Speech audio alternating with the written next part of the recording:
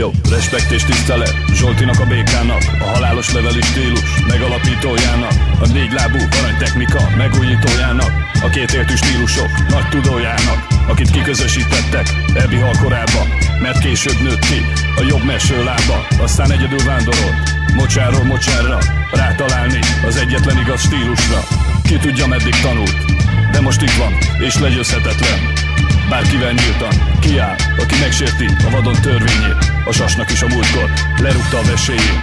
Béka! Zsolti a béka! Zsolti a béka! Zsolti a béka! Zsolti a béka! Zsolti a béka! Zsolti a béka! Zsolti a béka! Zsolti a béka! Zsolti a béka! Zsolti a béka! Zsolti a béka! Zsolti a béka! Zsolti a béka! Zsolti a béka!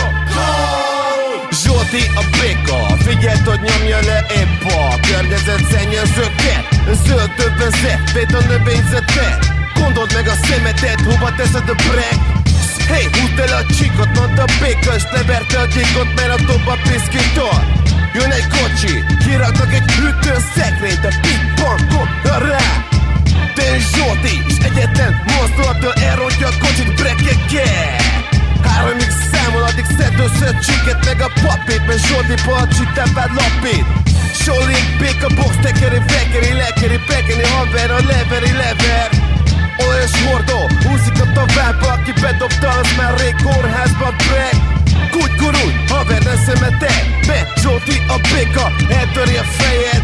Break your head, break your head, break it down, break it down, break it down. Zsolti a béka! Zsolti a béka! Zsolti a béka! Zsolti a béka! Zsolti a béka! Zsolti a béka! Zsolti a béka!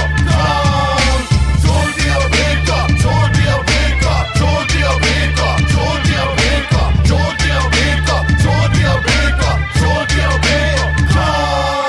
Segítségül hívott bagett, törik el. Kiborult a só a térségben. Nem egy vakondoknak lett sós a háta, nem egy bögölynek lett sós a nyála. Roka néni támadt egy félkülös megtévesztéssel, de Zsolti besózta egy harmatos családütésre. Csápoló macskakő a mandula nővérnek, és a fakutya pihenő állásból indított sokkal picinek. Botalmás túrós, gatyában durranós rajtaütés, nem pite. A holnap elszállított farakásnál lévő, tegnap ott a leszáradt bokor előtti háromnak, de még nem látják, mert ő mögötte van. Yeah! Már itt is van.